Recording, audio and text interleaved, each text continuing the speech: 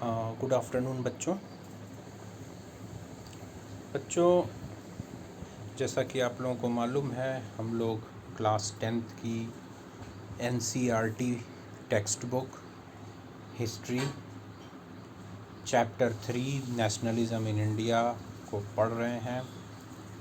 मैं line by line आपको explain कर रहा हूँ और अभी तक मैंने इस चैप्टर को 10 पार्ट्स में एक्सप्लेन किया है और वीडियो अपलोड किया है।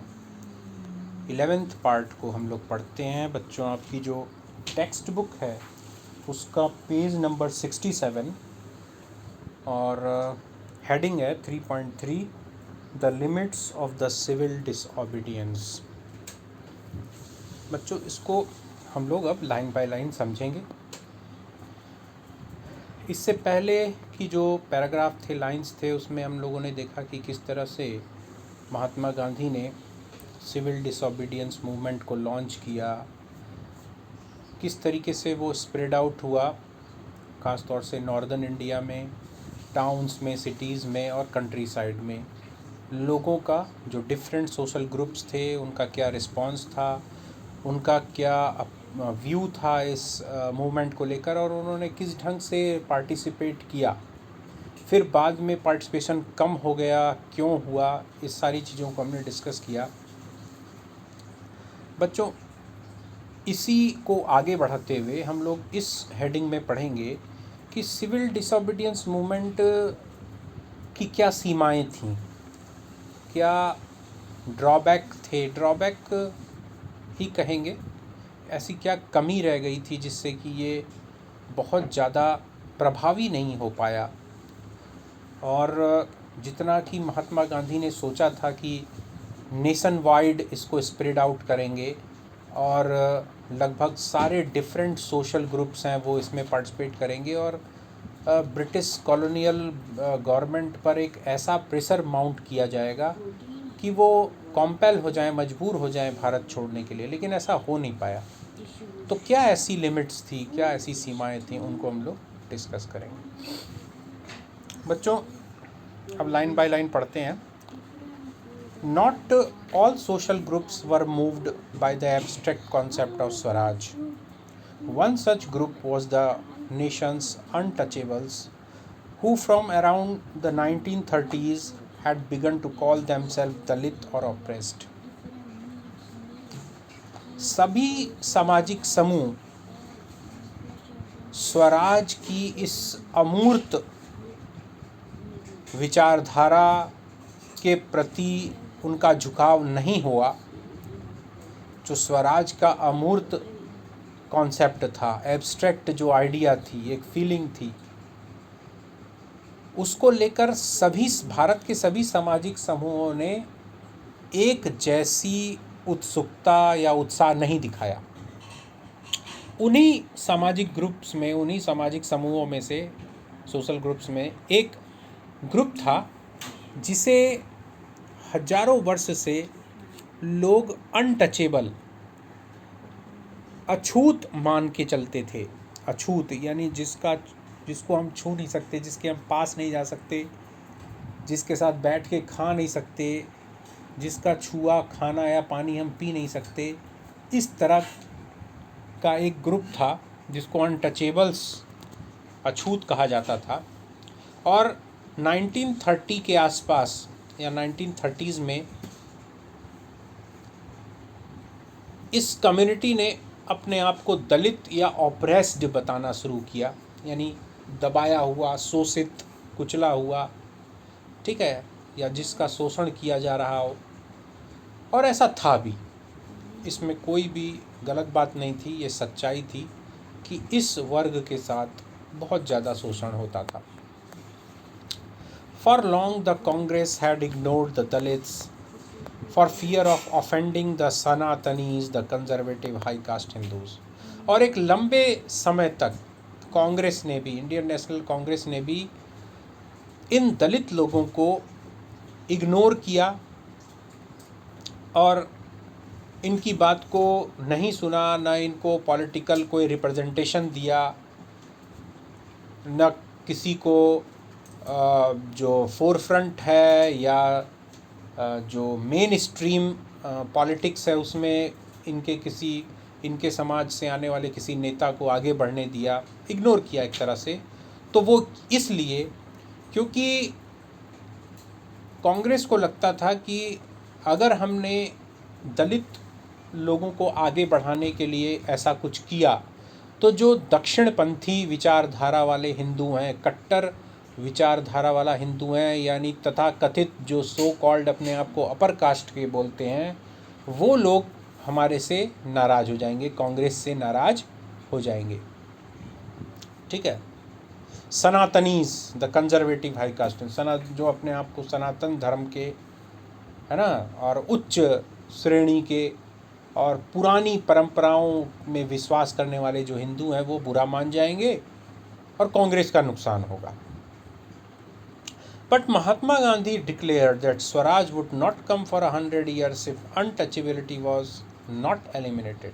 लेकिन गांधी जी इस बात को महसूस कर चुके थे और उन्होंने इस बात की घोषणा भी की, और वो अक्सर अपने भाषणों में बोलते भी थे कि स्वराज जो है अगले 100 वर्षों तक नहीं आएगा यदि हम ये छुआछूत को, इस अनटचेबिलिटी नाम की इस बीमारी को, इस रोग को समाप्त नहीं करेंगे अपने समाज से।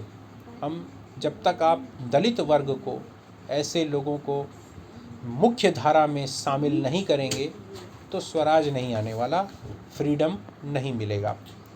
ही कॉल्ड द अनटचेबल्स हरिजन और द चिल्ड्रन ऑफ गॉड।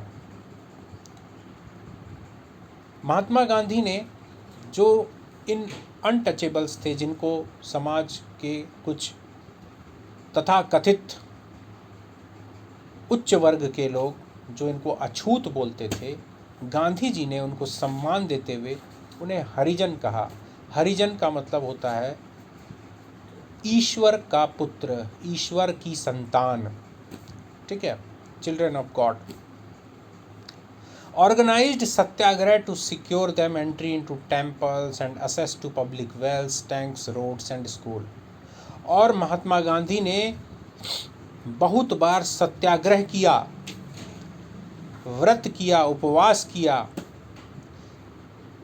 और उच्च जाति के हिंदुओं को पर ये दबाव डाला और उनको सोचने पे मजबूर किया कि भाई मंदिरों में इन लोगों को भी आप जाने दें, सार्वजनिक कुओं से पानी लेने दें, सार्वजनिक जो टंकी है उससे पानी लेने दें, रोड पे चलने दें, स्कूल विद्यालयों में इनके बच्चों को जाने दें, पढ़ने दें।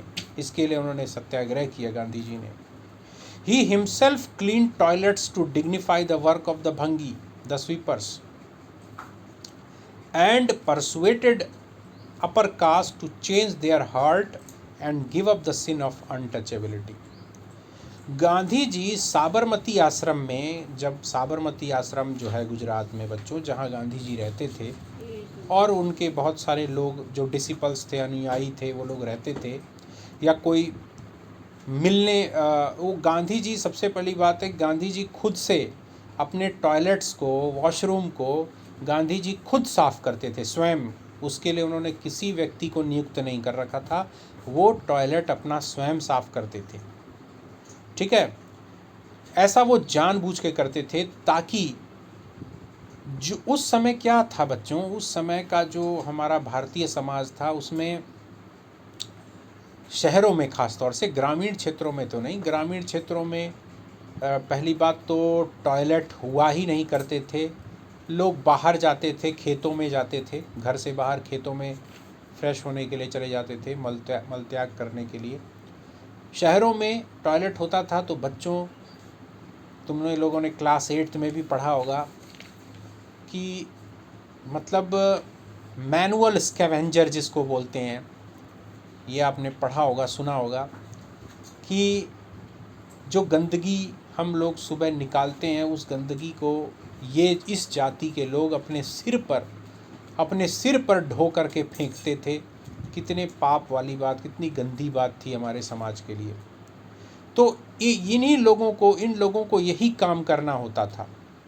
उनको भंगी लोग बुलाते थे, गांधी जी ने उनके इस काम को सम्मान देने के लिए, टू डिग्निफाई द वर्क, वो स्वयं साफ करते थे कि वो वास्तव में कितना बड़ा काम करते हैं। वो स्वच्छता रखते हैं जो कि हजारों करोड़ों बीमारी फैला सकती है। अगर आप स्वच्छता नहीं रखेंगे, अगर साफ़ नहीं करेंगे तो बीमारी फैलेगी। और वो ऐसा काम करते हैं, वो स्वच्छ रखते हैं।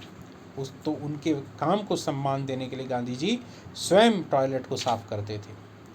एंड परसुएडेड अपर कास्ट, और ऊंची जाति के लोगों को मनाया गांधी जी ने कि वो अपने हृदय को परिवर्तित करें, अपने हृदय में परिवर्तन लाएं और give up the sin of untouchability. और ये जो छुआछूत का जो पाप कर रहे हैं वो लोग, इस पाप को वो लोग छोड़ दें। क्योंकि आप अगर अछूत, किसी को अछूत मान रहे हैं कि हम उसको छुएंगे नहीं, उसका छुआ पानी नहीं पिएंगे, उसका छुआ खाना नहीं खाएंगे, तो ये पाप है। But many Dalit leaders were keen on a different political solution to the problems of the community. लेकिन बहुत से दलित वर्ग के नेता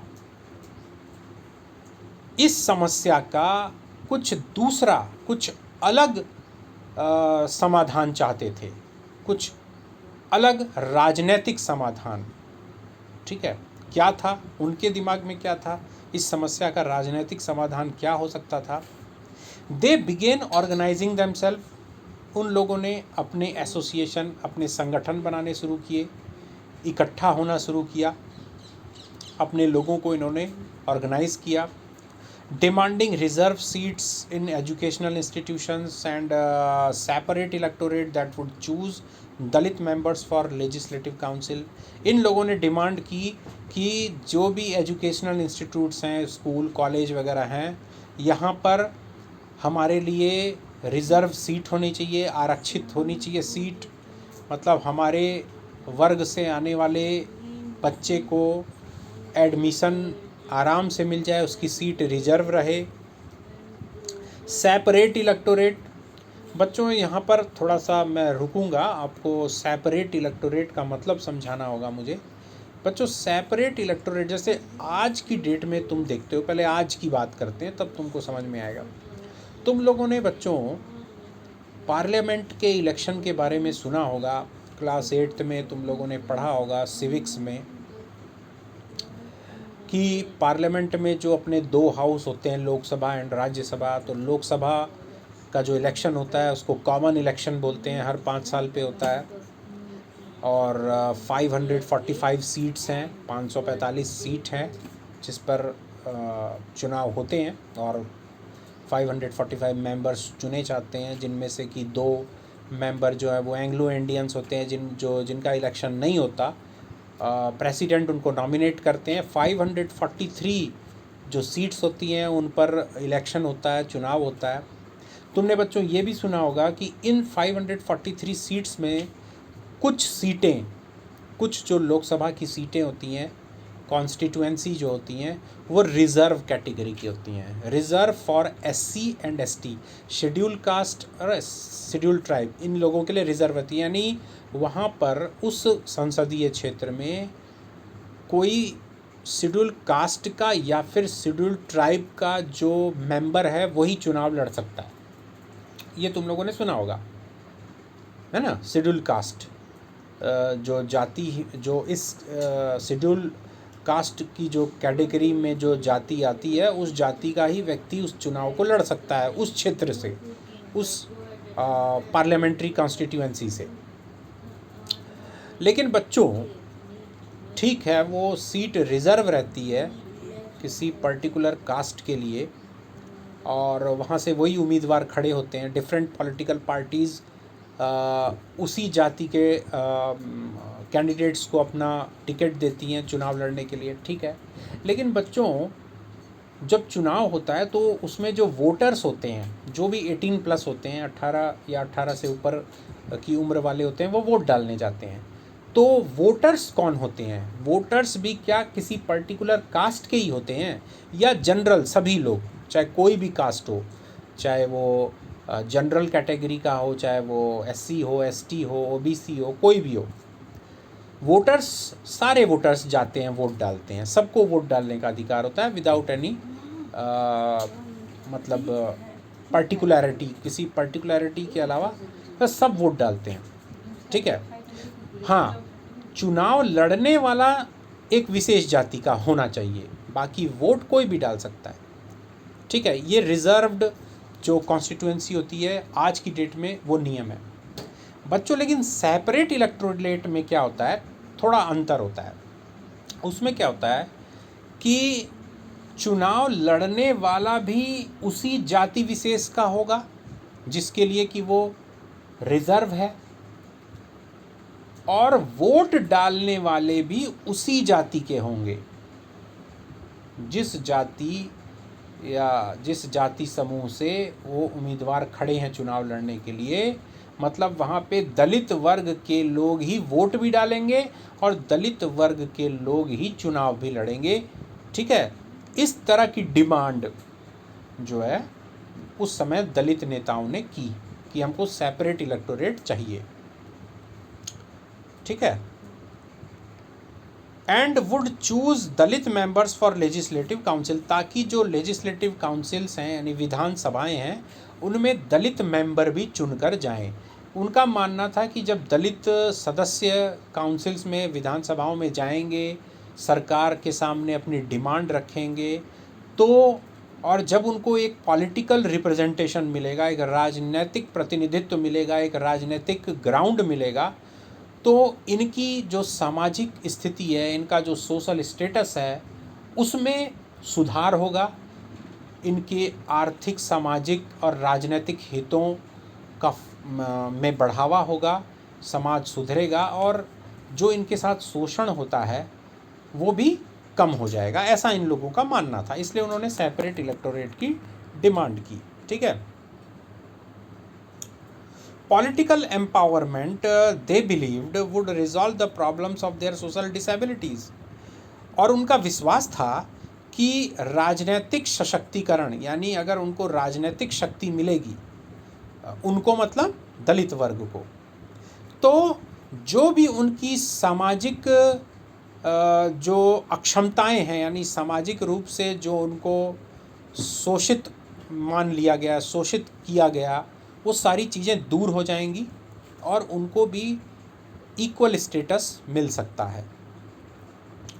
दलित participation in the civil disobedience movement was therefore limited, particularly in the Maharashtra and Nagpur region where their organization was quite strong. इसलिए civil disobedience movement में दलित लोगों की भागीदारी काफ़ी सीमित थी, यानी कहने का मतलब बहुत कम थी, ख़ास तौर से महाराष्ट्र और नागपुर के इलाके में, क्योंकि यहाँ पर जो दलित वर्गों का जो एसोसिएशन था, संगठन था, वो काफ़ी मजबूत था।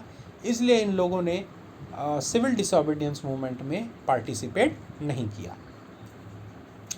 Doctor B.R. Ambedkar, who organized the Dalits into the Depressed Class Association in 1930, clashed with Mahatma Gandhi at the second round table conference by demanding separate electorates for Dalit.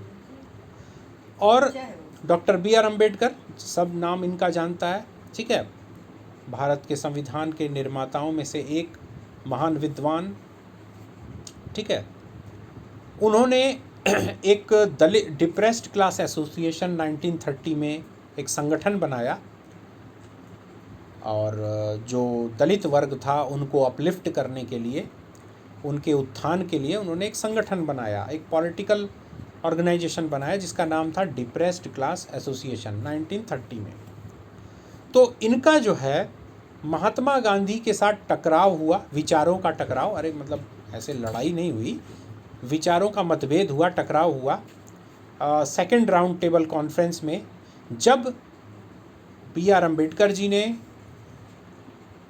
Congress के सामने और सरकार के सामने, ब्रिटिश गवर्नमेंट के सामने ये demand रखी कि उन्हें सेपरेट इलेक्टोरेट चाहिए, दलित वर्ग के लिए सेपरेट इलेक्टोरेट चाहिए, यानी अलग से चुनाव क्षेत्र चाहिए जहां पर कि चुनाव भी दलित वर्ग का ही उम्मीदवार लड़े और वोट भी दलित वर्ग का जो व्यक्ति है, वोटर है, वो वोट भी वही दे। ठीक है, When the British government conceded Ambedkar's demand, Gandhi ji began a fast unto death. और जैसे ही ब्रिटिश सरकार ने अंबेडकर जी की जो ये डिमांड, जो ये मांग थी, इसको मांग लिया, स्वीकार कर लिया, गांधी जी ने अनशन करना शुरू कर दिया। अनशन यानी अन्न और जल का त्याग कर देना जब तक कि मृत्यु न हो जाए। गांधी जी ने अनशन करना शुरू कर दिया। भाई अंग्रेज तो इस ताक में ही बैठे रहते थे कि डिवाइड एंड रूल, यानी भेद पड़ जाए, डिवाइड हो जाए और वो शासन करेंगे। यानी अंग्रेज तो हमेशा चाहते थे कि भारतीय समाज विभिन्न सामाजिक समूहों में बटा रहे, डिवाइड हो जाए, उनमें कभी एकता ना हो, और जब एकता नहीं होगी तभी हम आराम से शासन करेंगे। अगर आप एक नहीं रहेंगे तो आप कमज़ोर रहेंगे, कोई भी दो दो थप्पड़ सबको मारता रहेगा और आप पर शासन करता रहेगा। और यही वो चाहते थे अंग्रेज। इसलिए जैसे ही अंबेडकर जी ने ये डिमांड रखी कि भाई हमको सेपरेट इलेक्टोरेट चाहिए दलित वर्ग के लिए, अंग्रेज तो इसी ताक में थे, उन्होंने उनकी मांग को मान लिया। गांधी जी इस बात को समझ गए और गांधी जी ने इस बात के विरोध में अनशन करना शुरू कर दिया। अब देखो आगे गांधी जी आखिर क्या, गांधी जी का क्या विश्वास था इस बारे में। He believed that separate electorates for Dalits would slow down the process of their integration into society. Gandhi ji का मानना था कि यदि सेपरेट इलेक्टोरेट जैसी व्यवस्था इम्प्लीमेंट हो गई है ना, दलित वर्ग के लोगों को अलग से एक चुनाव क्षेत्र दे दिया गया, मान लो चुनाव क्षेत्र दे दिया जाए, ठीक है, लेकिन और दलित वर्ग का व्यक्ति ही चुनाव लड़े, लेकिन वोट डालने का अधिकार तो सबको होना चाहिए ना भाई। तभी ना हम सब लोग जुड़ाव महसूस करेंगे, एक दूसरे से जुड़ा हुआ महसूस करेंगे, एक इंटीग्रेशन की भावना आएगी, एकता की, कि भले ही चलो मान लो कि दलित वर्ग का उम्मीदवार है और एक सो कॉल्ड अपर कास्ट का आदमी आया और वोट दिया उसने, तो वो वोट देगा तो वो महसूस करेगा ना कि भाई मैंने अपने पसंद के व्यक्ति को वोट दिया है, भले ही वो दलित वर्ग का है। तो क्या भाई, वोट तो आदमी अपने पसंद के व्यक्ति को ही ना देता है।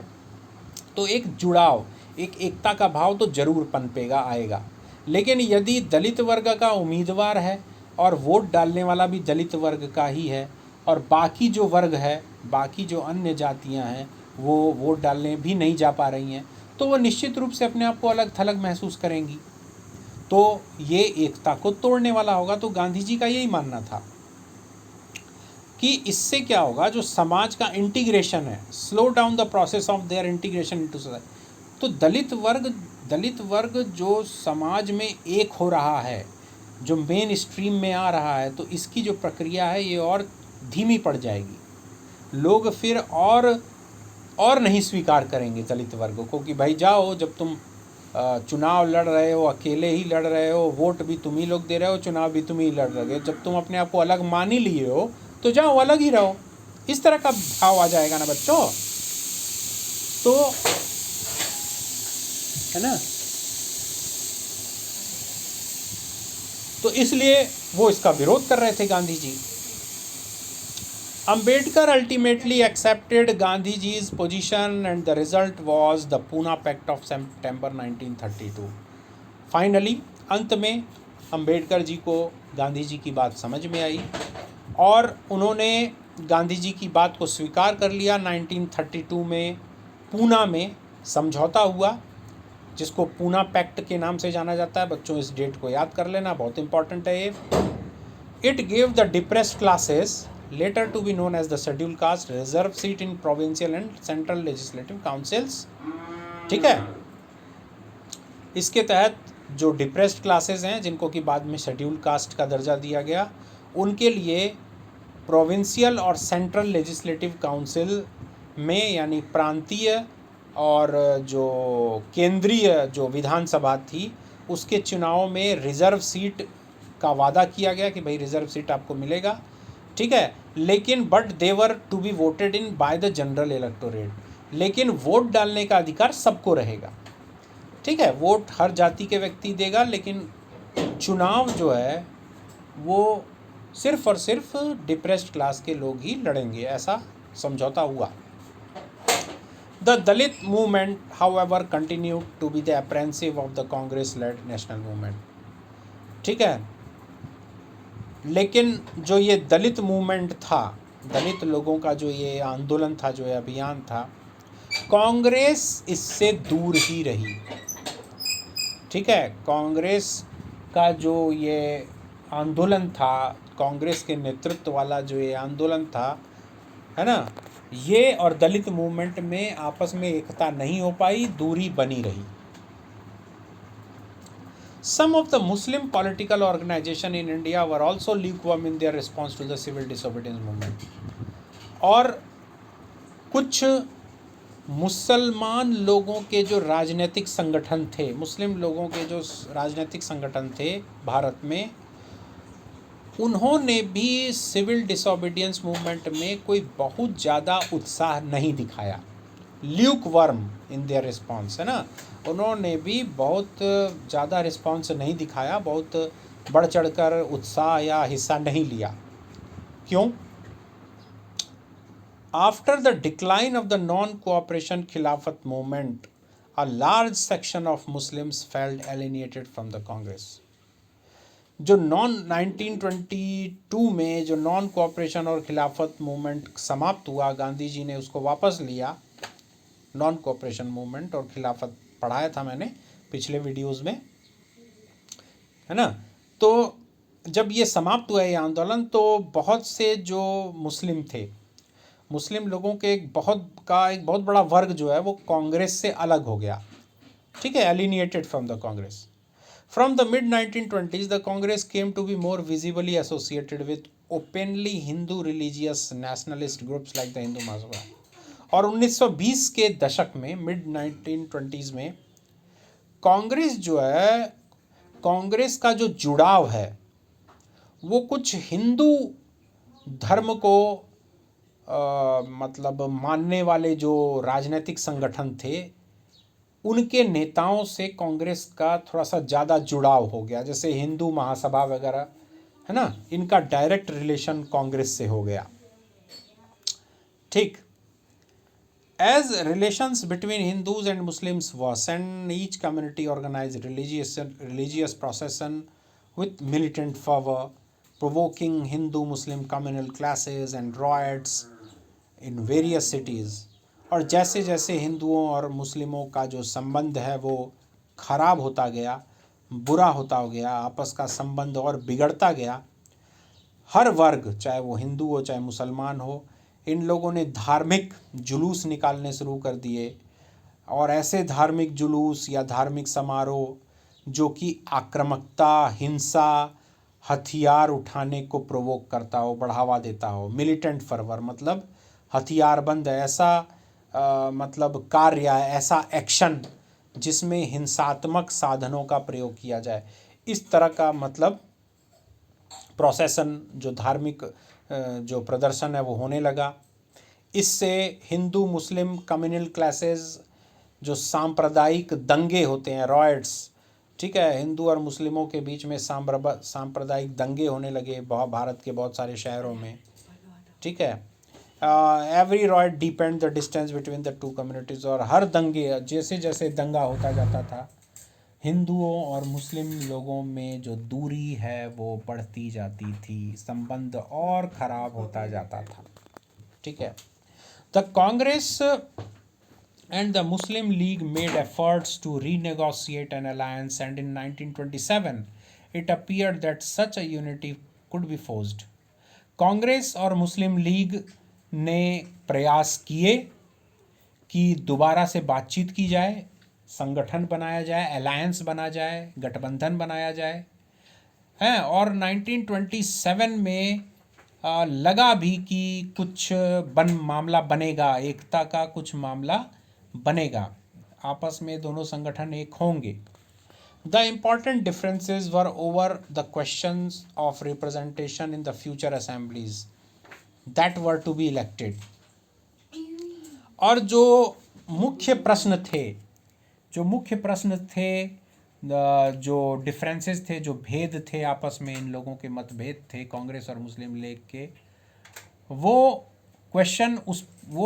एक क्वेश्चन पर अटका क्या, representation in the future assembly, भविष्य में जो असेंबलीज होंगी, विधानसभाएं होंगी, ठीक है, उसमें हिंदू प्रतिनिधि या मुस्लिम प्रतिनिधियों का कितना प्रतिनिधित्व होगा, रिप्रेजेंटेशन होगा, ठीक है। मतलब असेंबलीज में अलग अलग समुदायों के लोग, हिंदू और मुस्लिम के जो प्रतिनिधि, जो मेंबर्स हैं, वो किस तरीके से चुने जाएंगे, क्या फ्रेमवर्क होगा, ठीक है। Mohammad Ali Jinnah, one of the leaders of the Muslim League, was willing to give up the demand for separate electorates if Muslims were assured reserved seat in the Central Assembly and representation in proportion to population in the Muslim dominated provinces. Muslim league के एक वरिष्ठ नेता, एक प्रमुख नेता, जिनका नाम था मोहम्मद अली जिन्ना, ठीक है, उन्होंने कहा कि देखिए, हम सेपरेट इलेक्टोरेट्स की अपनी जो डिमांड है उसको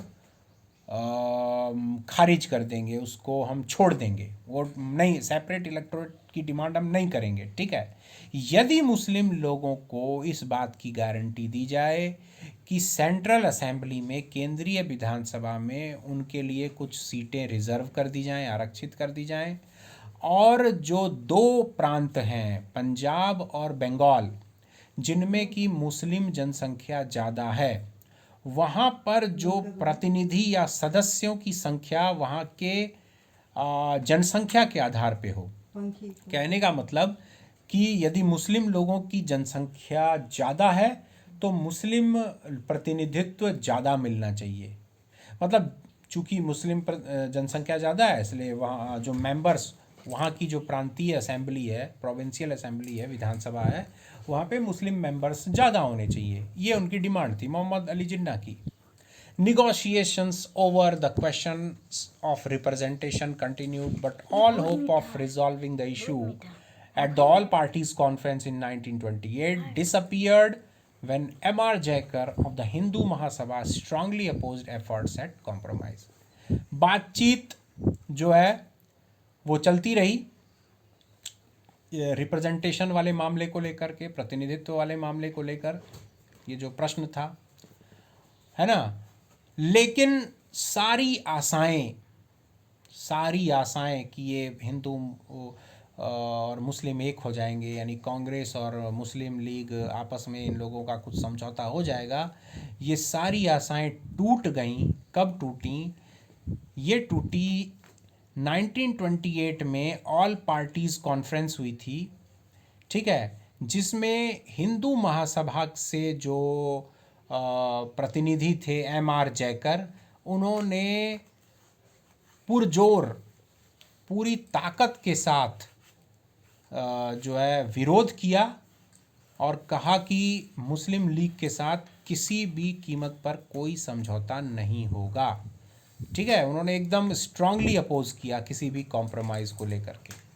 तो इस तरह से जो उम्मीदें थीं कि नहीं कांग्रेस और मुस्लिम लीग के बीच में कुछ समझौता हो जाएगा, वो आखिरी उम्मीद भी टूट गई।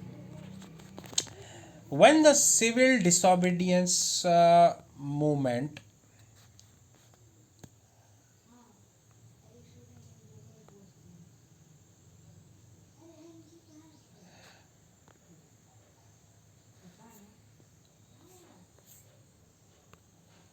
बच्चों एक मिनट,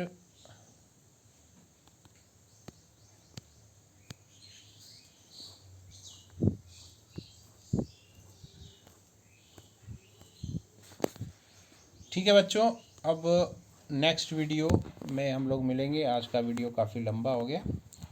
ओके, बाय।